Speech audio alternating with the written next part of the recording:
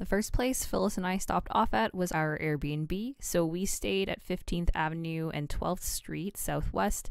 This was an area that was within walking distance to 17th Ave, which has a lot of the bars and restaurants in Calgary.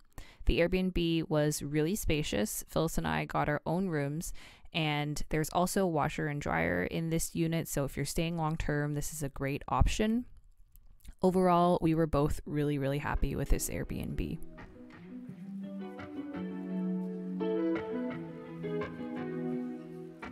After we stopped off at the Airbnb, we made a trip to a grocery store to stock up on some essentials for breakfast, and then we stopped over at Phyllis's friend's place who hosted us for dinner.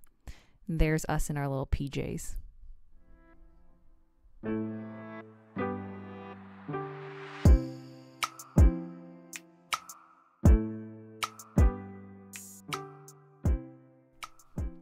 On our first day, we drove to Banff National Park, which is about an hour and a half from Calgary. Thank you to Phyllis for driving us there and back. The drive itself was so scenic and beautiful. You could pretty much see the mountains the whole drive there. And as we drove, the mountains only got closer and the sights more beautiful. So overall, very enjoyable drive. We left the city at about 9 a.m. because we had afternoon tea booked at the Banff Fairmont Springs Hotel at around 11:30. So we wanted to get there in time to walk around a little bit and explore the grounds before heading to our tea reservations.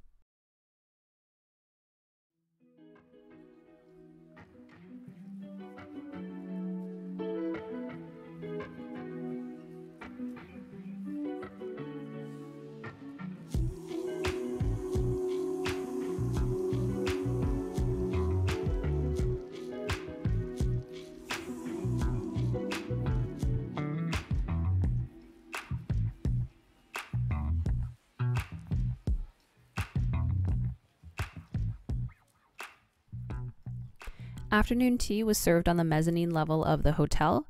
There were two options, traditional or Canadian. Canadian afternoon tea came with additional sandwiches and pastries. Phyllis and I opted to go with the traditional afternoon tea, which came with a selection of teas. I chose English breakfast. Phyllis went with Earl Grey. The traditional afternoon tea came with Victorian scones, both plain and cranberry scones, and came with a variety of sandwiches, including a Wolf's Head cold smoked salmon sandwich, Man's Farm egg salad, Maple Hill Farms coronation chicken, tomato fennel bacon jam, and a cucumber sandwich. For the pastries, we had a pistachio passion choux, a lemon summer berry tart, macarons, a classic opera cake, and a checkered cake. Overall, the experience was amazing. The view itself was so beautiful. We got to eat overlooking the mountains. While the food wasn't amazing, it was still really good and definitely secondary to the view. Overall, I would highly recommend afternoon tea. Here we are on our way now to Lake Louise.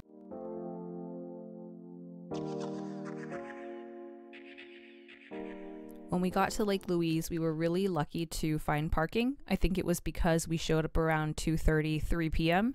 and we missed the morning rush of people that usually get there really early. They would have left by that time. So we went ahead, explored a little bit. It was honestly a breathtaking view, turning the corner and seeing Lake Louise for the first time. We did a little photo shoot too before our hike.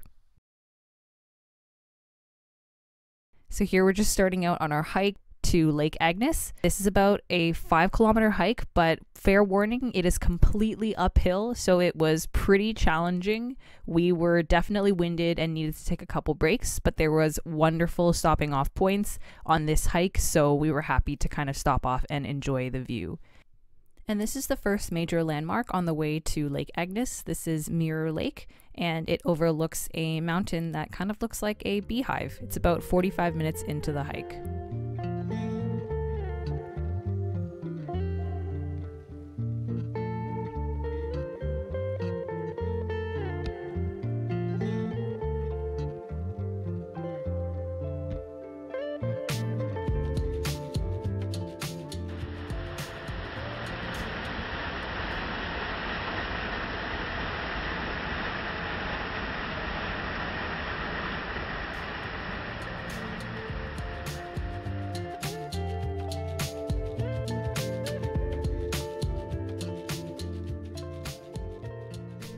At around 5:30, we got to Lake Agnes. There is a tea house located here, and you can go inside and sit down and dine with a view of the mountaintop, or you can also do takeout.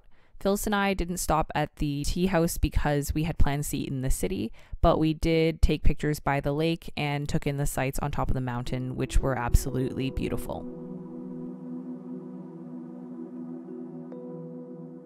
After taking some pictures, we realized it was getting late and we still needed to drive home and have dinner in the city. So we rushed down the mountain, and fair warning, there is going to be some carpool karaoke coming up. Girl is on fire. This girl is on fire. All right, so we had pho for dinner at about 9:30 p.m., which was really late, but we got to the city late and we were ravenous.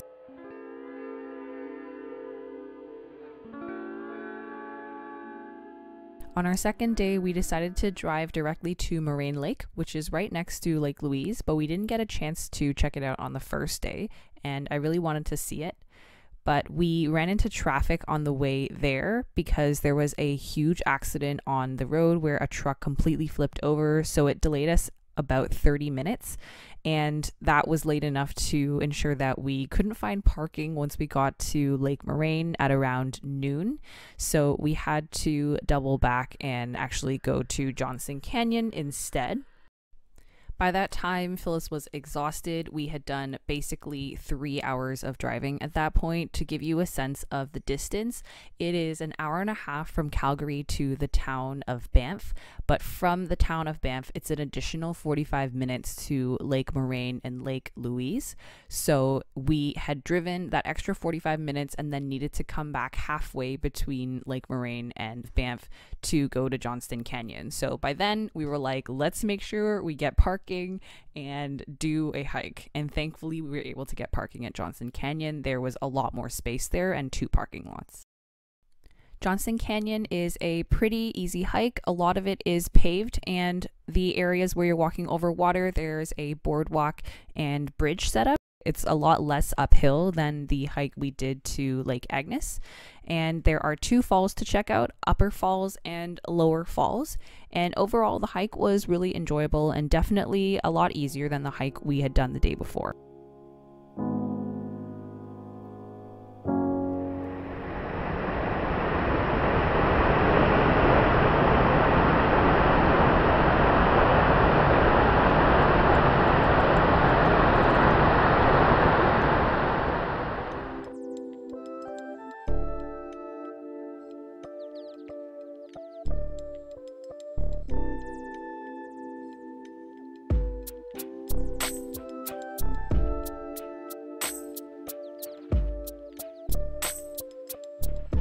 Because we had gotten to the park late, everything was a little bit delayed. We basically didn't have time to have a sit-down meal after this hike, so we grabbed something at the cafe at the bottom of the hike and quickly drove back into Banff because we had planned to go to the Banff Upper Hot Springs.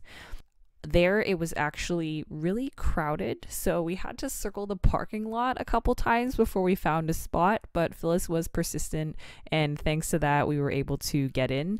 I didn't film it because it was really busy and I didn't want to bring my phone into the hot springs, but a couple tips: if you have a towel, bring it because they will charge you for towels, and they make you take off your shoes when you get into the area. So bring a pair of shower shoes or flip-flops because if you don't want to be walking around barefoot on the floor, that's super helpful. But what you're seeing now is our drive home after the hot springs. We left the park at around 4:35 p.m. because we had dinner plans and wanted to be able to go home and shower before we met up with Phyllis's friends. Lulu Bar was kind of a hilarious experience. Honestly, the cocktails were delicious, but our waiter was very polarizing. Either you loved him or you hated him, and the table beside us loved him. We didn't like him so much. The food itself was actually pretty good. I would say the entree type dishes were not as good as the smaller plates. This fried coconut squid was my favorite dish of the night. The balance between the coconut and the spiciness of the jalapeno was delicious. These hot dog bows were hilarious. We didn't want to order them at first, but somebody really wanted them, so we got them, and they were actually quite good. The rapini over on the right hand side was smoky and delicious, and the chicken satay skewers were good too. This is the barbecue crispy half duck, which came in a wrap style with a lot of other toppings to add on, and while it was a little messy, it was delicious.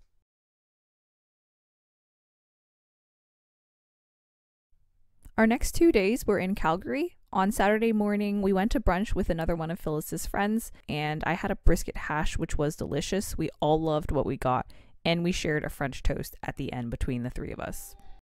After brunch, Phyllis and I walked along 17th Ave and checked out a bunch of the shops. We were doing some souvenir and clothing shopping.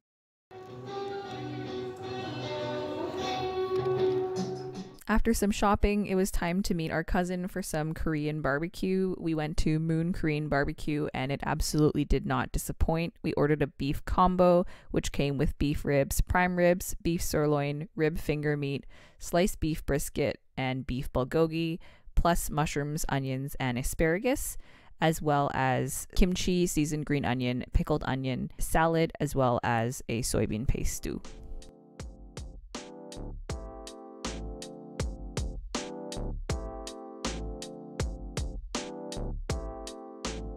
After a delicious meal, we walked over to karaoke, but on the way we stopped by the Calgary courts because our cousin had recently been called to the bar. And now you will see some clips of us singing karaoke, which I hope I will be forgiven for including.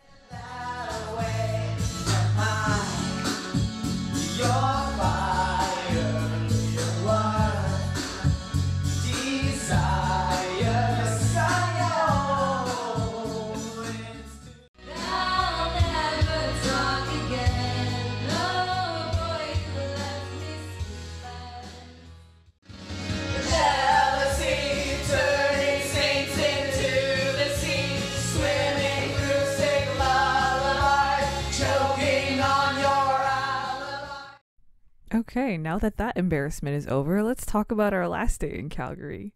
So we met up with our cousin again for dim sum.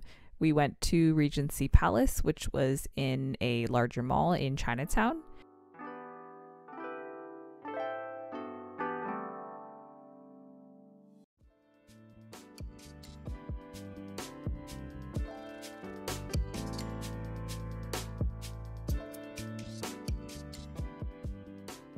This was my first time going to dim sum in person again since the pandemic.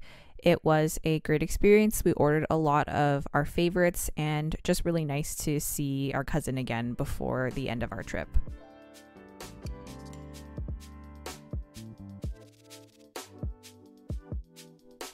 We spent the afternoon just checking out some more shops. I wanted to get some souvenirs. I got these awesome handmade earrings and a couple of other things from Stealing Home, which is a great shop on 17th Ave. This Alberta pin that I put on my backpack. And this cute little magnet for my brother. Our last dinner was quite a casual affair. We were just exhausted from the trip and didn't want to go out to dinner again, so we ordered Chinese food and watched some Gilmore Girls. On Monday morning, we packed up, made sure we grabbed everything from the Airbnb, and then Phyllis dropped me off at the airport.